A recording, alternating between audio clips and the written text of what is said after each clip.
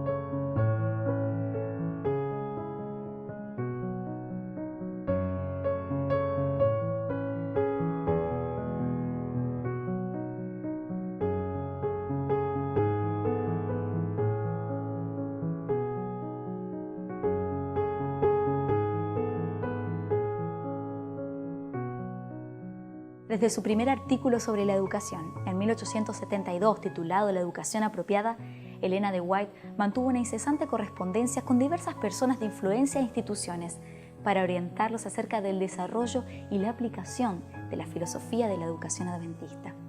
Pero no fue hasta 1903, aquí, en su último hogar en California, que ella dedicó tiempo específico para escribir un libro sobre este tema que tanto la apasionó durante toda su vida, la educación.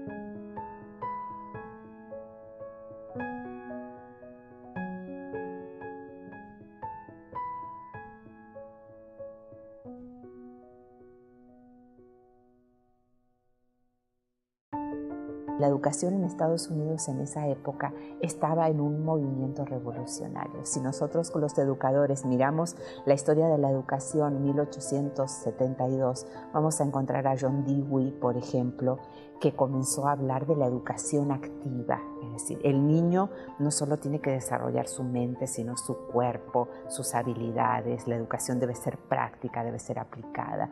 Y esto era un movimiento en contra del movimiento escolástico de estudiar latín y griego, que era lo que se estudiaba entonces como el sumum bonum de la educación. Así que esos movimientos fueron precursores. Al mismo tiempo, Charles Darwin estaba iniciando sus publicaciones con la teoría de la evolución, que impactó muy fuertemente en la educación. Así que en medio de ese movimiento y con las tendencias de la educación protestante de la época, esas discusiones Elena de White las conocía. Y entonces ella, además de sus lecturas y de sus reflexiones, ella es guiada por Dios para ver el nuevo modelo de educación que la Iglesia Adventista necesitaba, si es que quería mantener su identidad y cumplir su misión. If you look at the history of education in the United States at the time, there was a big argument about whether science was the knowledge of most worth, or whether it was the classics, or whether it was the skills to do a job. And Ellen White comes along and she says science is important and the skill to do a job is important. And so she doesn't see a battle and a war. She says some of the classical stuff is not so important. But even there, she said, we need to understand philosophy. We need to understand the way people think if we want to minister to them. So what Ellen White says, all of these things are important. But the most important thing, the real knowledge of most worth, is the knowledge of God, the experiential knowledge of God. And the way that we gain that experience is through His Word.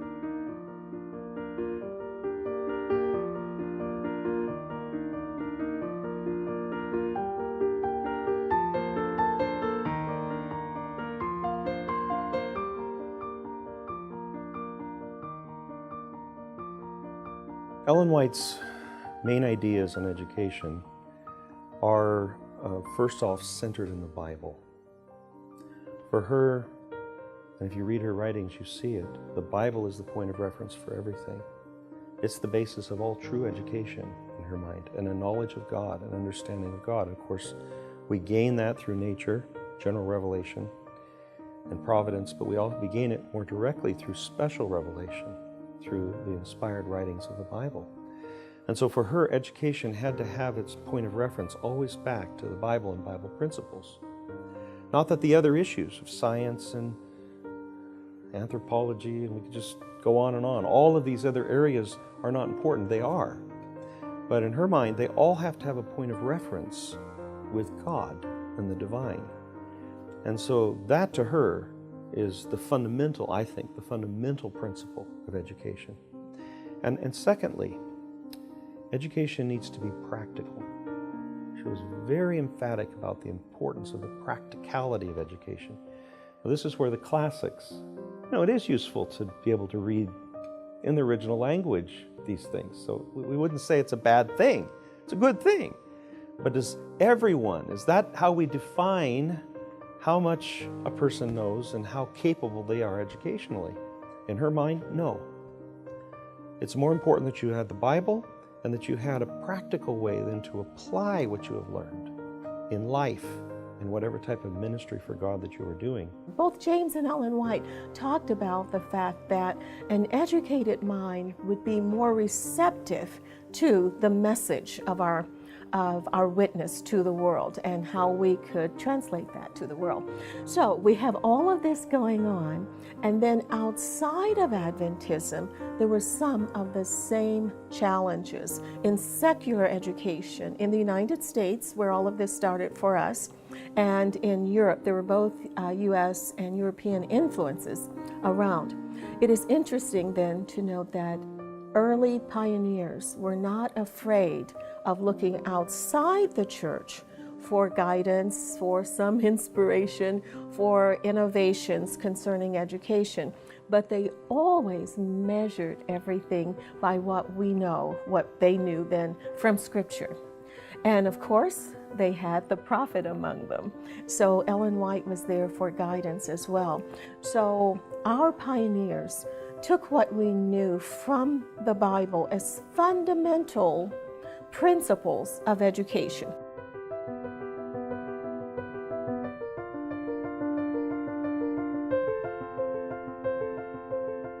Brújula diligente hacia la voluntad perfecta de aquel que conoce el fin desde el principio, la Biblia siempre ha sido guía fundamental de quienes desean seguir los consejos divinos. Pero inmerso en un mundo confundido, lleno de ideas y teorías, de cuestionamientos y dudas, por momentos se hace difícil para el ser humano comprender en plenitud el mensaje de la palabra de Dios.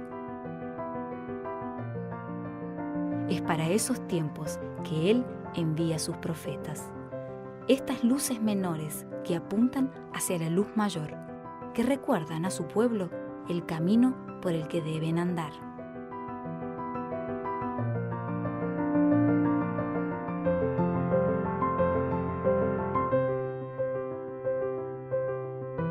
I don't think we would have a school system if it were not for Ellen White. It is amazing how her ideas that started with some major concerns about the public educational system and how people were not getting a wholesome, full education. She came up with some ideas, and over time she developed those ideas. And as those ideas developed, she also began to emphasize the need for schools. Porque ella puso los fundamentos, primero a nivel conceptual, y luego, una mujer muy práctica, cómo se hace educación, cómo se la financia, cómo se la administra, cómo se obtienen los profesores, cómo se los forma, cuál es su misión. El papel de ella es fundamental. She was an avid believer in education, particularly Christian education. She was a great supporter when they started the college in Battle Creek, and she started the college in Healdsburg, which is just north of San Francisco. Started Avondale College, and she was a supporter of a lady by the name of Mrs. McKibben, who actually rented a house from her in Healdsburg. And Mrs. McKibben wrote the first curriculum for Adventist elementary schools. So Sister White was a definite supporter. When she was here, she helped to establish Pacific Union College, which moved, Healdsburg College moved up to Angwin, it was called.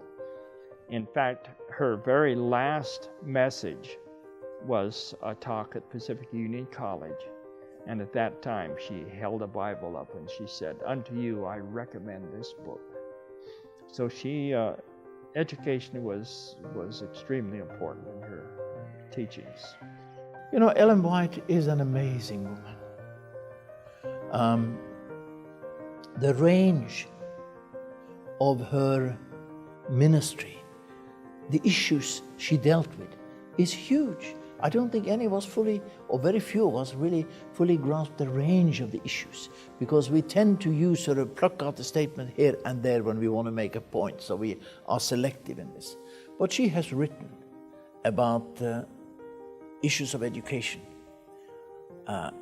Even people who are not part of our church read it. They read the book Education, and are amazed at the insight that this woman had into the educating of a young mind. So I think Ellen White has made an enormous contribution, and continues to do so through her writings, to our understanding of education. Considerando las limitaciones del ser humano, su dificultad para entender los nuevos conceptos, su insistencia en ignorar los preceptos y cobardía para quebrar paradigmas en su nombre, Dios se revela al hombre progresivamente. Abre lentamente sus ojos hasta que pueda divisar la luz admirable que ilumina la vida de quienes se entregan a Él. Luz que llega de la forma que Él considere correcta y en el momento que determine oportuno. Ellen White did not write anything about education for the first 28 years of her prophetic ministry. She did write things about parenting, about educating children at home, but she never wrote anything about schooling. But in 1872, when they decided to have a school in Battle Creek, she wrote Proper Education.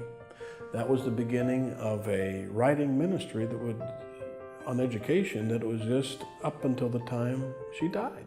Ellen White's writings on education were initially more in the form of testimonies. You find special testimonies, you find the testimonies for the church, you find letters and counsels that she's writing. Extensively, she writes in this way. But at first she's not, or for quite a while, she's not publishing a book per se. It's more the living dynamics of what's going on in the church and the prophetic gift interacting with it. Finally, there's a feeling we need to do something. And so David Paulson compiles a book, Christian Education, which brings together some of these counsels and other materials. And that's published and it's used. And there's a few other publications. And so there is some published material from Ellen White to help with this. There were two books that came out. One on Christian education, which I believe was, I think that was the title of it, 1893, and then Special Testimonies on Christian Education in 1897. Both of those books are now out of print. But in 1903, she wrote her classic, just titled Education.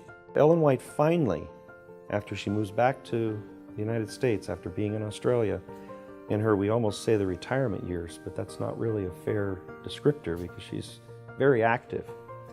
But she moves to Elmhaven, California, and writes a number of very important books.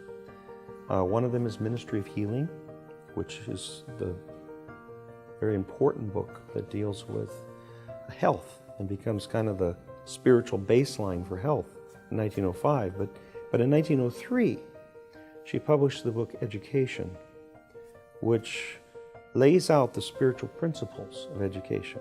Lo que hace ella es rastrear en ese libro la educación desde antes del Edén hasta la tierra prometida. Y entonces nos lleva de la escuela que está en el cielo y que después se traslada a un programa de extensión al Jardín del Edén hasta la escuela del más allá. Y entonces ata como con un hilo de oro todos los movimientos de escuela que hubo a lo largo de toda la historia de la Biblia.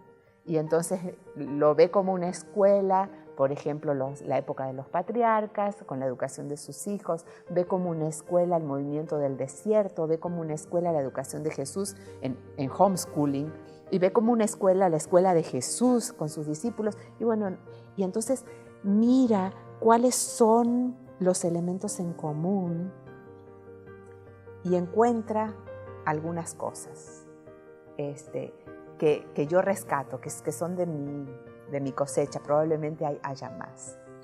Uno de los asuntos claves que es un hilo común es que Dios y la Biblia son el fundamento, que nosotros podemos ir a la Biblia para encontrar el fundamento de la educación y que al ir a la Biblia nos encontramos con Cristo como el Salvador y que eso es esencial y que la Biblia es el fundamento para todas las materias, para todas las disciplinas.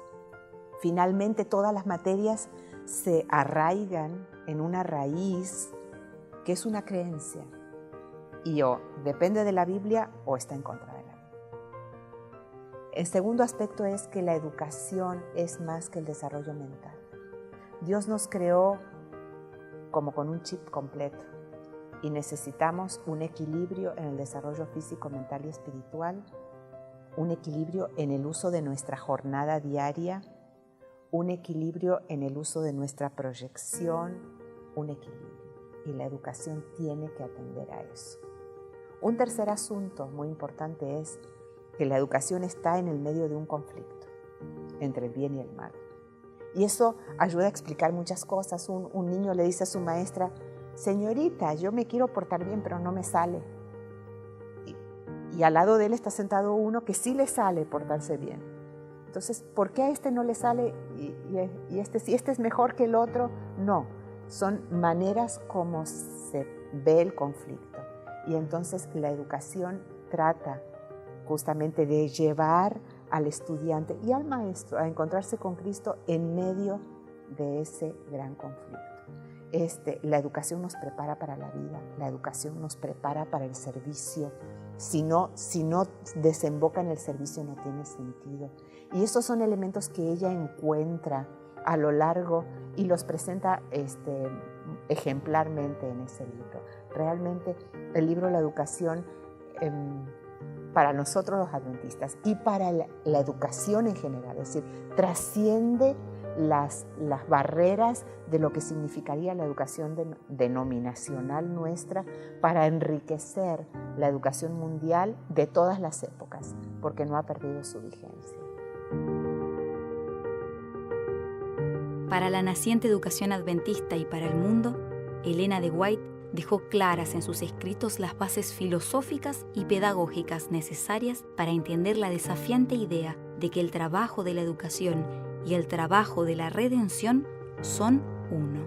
Idea que además de comprender, se debe emprender con el objetivo supremo de transmitir el conocimiento de Dios vigente y activo en cada aspecto de la vida presente y futura.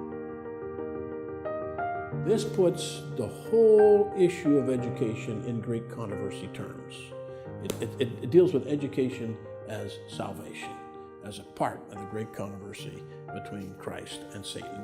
That is her classic book. If people can only read one, they should read that one. But then in 1913, just before her death, she died in 1915, she had her secretaries begin to compile articles and unwritten material she had on education. And that book came out in 1913 called Counsels to Parents, Teachers, and Students on Education. That book is still in print. Education is still in print. In 1923, they began to collect more of her articles. And that came out as Fundamentals of Christian Education. Meanwhile, they still hadn't captured, those three books are still in print. Education, Counsels to Teachers, Fundamentals of Christian Education. And then about 1968, the General Conference had a educational convention and they developed a book called Counsels on Education. And that's all of her counsels from the 9 volumes of testimonies from the church. So how many books did she write on education? Well, depends on how you count them. But we can say for sure that she has 3 books on education that are still in print today. If you take a look at all of them, there might be 6 or 7. Her writings about education were many, and we are still discovering more and more even today as those in the White Estate continue to comb through all of her letters and messages and articles of various types to glean information, inspiration concerning education. Tanto a Bíblia quanto os escritos de Ellen White são fontes inesgotáveis de conhecimento pelo fato de não seguirem o método científico. O método científico já é semi-digerido. Então, todas as ideias que você vai colocar ou você se encontra ali estão todas sistematizadas. Pode ser um artigo, pode ser uma dissertação, uma tese. Todos esses materiais normalmente têm que definir o problema, falar do propósito e da metodologia que vão usar e alguma coisa a mais. Mas tudo sistematicamente já colocado para você. Na Bíblia e nos escritos de Ellen White você não tem a natureza sistêmica ou científica. Se você quer estudar o amor de Deus na Bíblia, você tem que começar do Gênesis até o Apocalipse. E ao você fazer esse estudo, você vai fazendo a sua própria sistematização. Então, há uma diferença entre você ler o jornal local e você lê uma vez e já conhece tudo que está escrito nele, praticamente, a segunda vez não tem mais interesse, e a Bíblia, os escritos de Ellen White, que você pode ler e ler e ler e sempre aprende. The book entitled Education, the book Education, is the most basic. It is the one. If we had nothing else, we could, and any institution or any system could take that one book and build an entire system of education. She touched on everything for education, on teachers, on leadership, on students, on parents, on curricular content, on methodologies, on outcomes. She touched everything. And then there were those others that came along that we use fundamentals, and messages to parents, teachers, and students. Even her books on psychology, those kinds of things, the 3 volumes, all of those come together for a very strong message base from Ellen White on education. Even her messages on health, of course, have to do with education. Everything really can be tied back to and into education.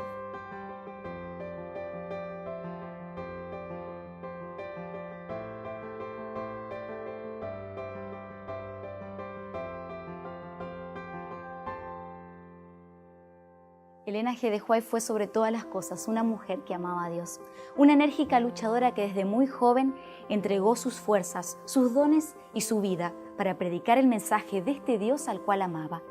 Un mensaje que concibe al hombre como un ser en el cual lo físico, lo mental y lo espiritual se deben desarrollar equilibradamente para que logre la verdadera felicidad. Y es en este contexto que la educación se vuelve fundamental como un puente entre lo teórico y lo práctico. Una forma en la cual todos estos libros, sus conocimientos, sus consejos y el mensaje que Dios le dio se vuelvan más que letras y palabras, se conviertan en un estilo de vida.